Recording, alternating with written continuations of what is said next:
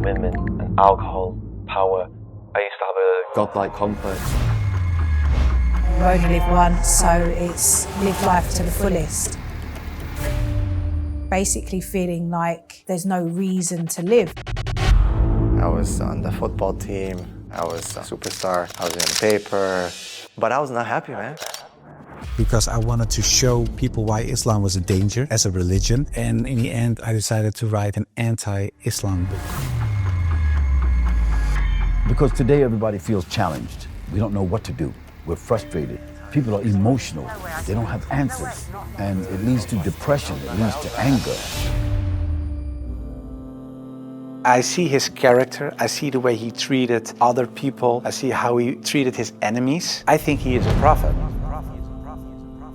So I thought to myself, okay, let's close the books, stop. This is going in the wrong direction. Coming into Islam has given me more than just the ultimate purpose, but a life's purpose as well.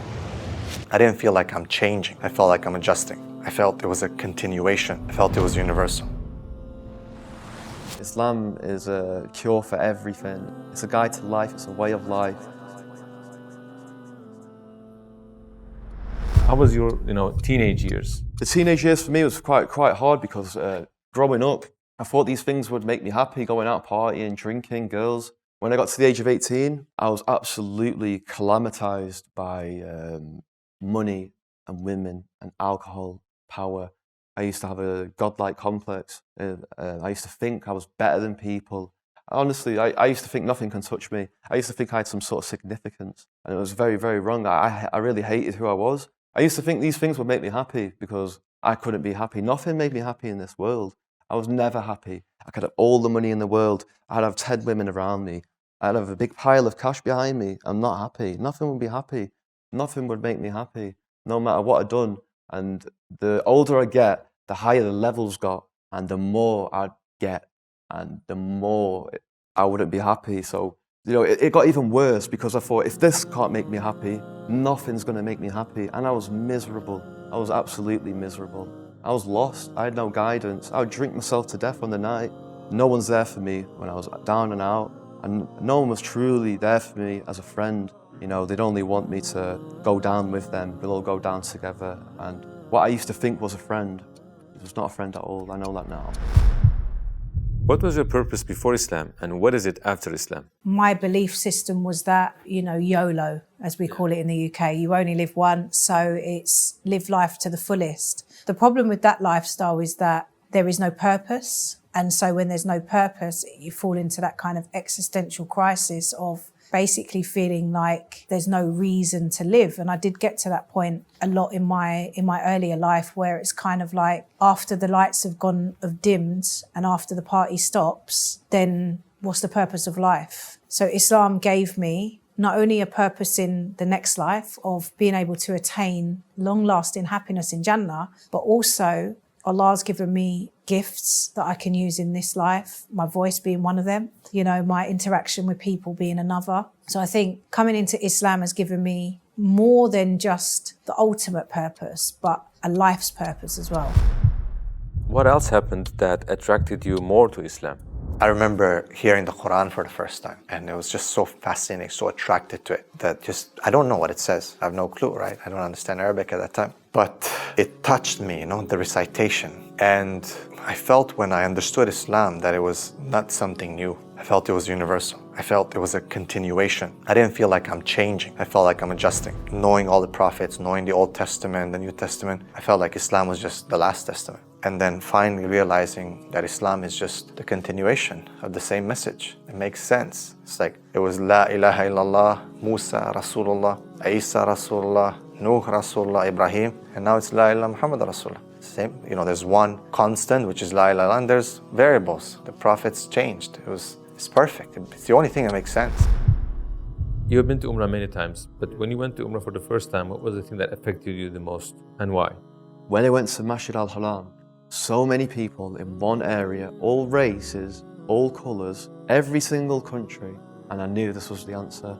The people were here for the pilgrimage for Allah. Not like the Vatican, the people were there to see the Pope or Halas, but it was there for God. These are true pious believers, and it was a cure, an answer for racism, it's world peace. And that was the big moment for me. Islam is a cure for everything. It's an answer to every problem.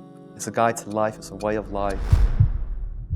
What surprised you the most while doing your research? The story about Hind, there was something that, like a switch, like I had to change. And it was because I thought Hind was the wife of one of the enemies, Abu Sufyan. And in a way, they gave money to kill Hamza, the favorite uncle of the Prophet. And that was what happened on the battlefield. He got killed. They even paraded with his ears and cut off his nose and horrible stuff. So the Prophet was deeply sad, of course, of what happened. And years later, he became powerful. He came in power in Mecca. And then there was Hind. And I was reading this book and I thought, okay, now she gets crucified or her head gets cut off or something like that. But he said, well, I cannot look at her right now, but everybody is forgiven. And if you want to stay here and live among the Muslims, it's possible. If you don't want that, you can go. But bloodshedding is over now. And I thought to myself that she was forgiven. If you can forgive someone who kills a relative, especially a favorite uncle of you, even starts parading with parts of his body to show other people that she humiliates you and whatever you stand for, that means you have such a great character. It's very special. It's something you don't see. And that's what he did. So I thought to myself, well, it was a really special guy. And when I thought that, I thought, well, I have these arguments for him being a prophet. I see his character. I see the way he treated other people. I see how he treated his enemies. I think he is a prophet. But then I thought to myself, whoa, that's horrible. Because I already accepted this oneness of God. And now I say he is a prophet. If I say there is only one God and Muhammad is his prophet,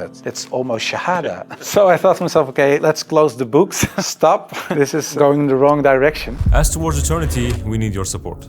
We are a charity organization that aims to spread the message of Islam to the entire world in 10 languages. With your support, you can help people convert to Islam, give up harams, start praying, wear hijab, learn to read the Quran, and so on. And get your share from all these good deeds, inshallah. Donate to Towards Eternity and don't miss this golden opportunity. What is the trait of the Prophet ﷺ that impressed you the most?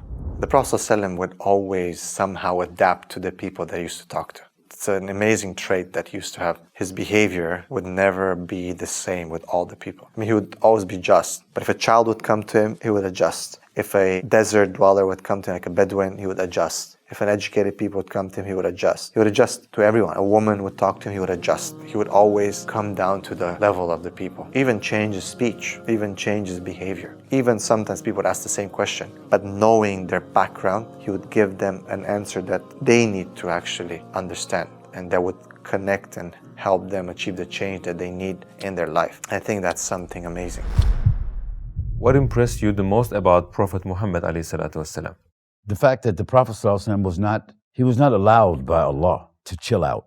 He wasn't given any time for relaxation. If you study the seerah of the Prophet ﷺ in those 13 years and all the battles that he supervised and the battles that he engaged with and the treaties that he had written or that was given to him from Jibreel to have written and whatever, if you just look at his life, it was non-stop. And it's just unbelievable how that rate of activity consistently on an individual whose job it was to deliver the message, regulate the people, act as a judge, act as an arbiter, inspire the people, educate the people, be a warrior, a general, a head of state, a husband, a friend. How did he do that? It's because of the wahi. It's because God mandated that. And of course, I wasn't that anti-Islam anymore because of what I read, what I saw, and what I experienced. What I tell you now, it sounds a little like a fairy tale, but it really happened. In the end, there were all these books at the table, and when I had this feeling of, yeah, okay, this is Shahada in a way, I thought, well, I put all the books away, and I put the books on the highest shelf, but there were so many books that a lot of books fell off the shelf. And one of the books that fell off the shelf was the Quran. And when I picked it up, my hand was on a page with Surah 22, Ayat 46. And it says, it's not the eyes that are blind, but the hearts. And I thought to myself, that really is my problem, because it wasn't the eyes. I really could see what I written down myself. Nobody forced me to write this book. Nobody said you have to write this or that. I started writing myself, and I could see it with my own eyes, but I still couldn't accept the fact that I said he is a prophet, there is this one God. I just couldn't. So it wasn't my eyes that were blind, but it was really my heart. I couldn't accept it. I think my nafs or whatever, my ego, I couldn't accept it. And I said, well, God, I don't care if it's the God from the Bible or the Quran. Give me a sign or something so that I 100% sure know this is the way. And I went to bed, but when I woke up, I felt very secure in myself. I really felt very secure. I've never been more secure about anything else. The whole anxiety or the whole doubting issue, it disappeared like snow for the sun. And I thought to myself, well, I think I'm a Muslim. Well, and then of course I had to tell other people. What were the final steps of your journey to Islam? I mean, I woke up one day and I was at the lowest. And in my mind, I said, what are you waiting for? You know this is the truth. I went to university and I saw my friend Kamal and I said, I need you to come to my house tonight. I said, I need your help with something. She said, are you okay? I said, you just have to come. So I said, okay, no problem, I'll come. It was in exams. I was studying with some people upstairs in my house and Kamal called me from downstairs. I'm here. I said, okay, I'm going to come down. I went downstairs. It was night. And I just looked at him. I said, he said, what's wrong, bro? Are you okay? I said, I want to be a Muslim.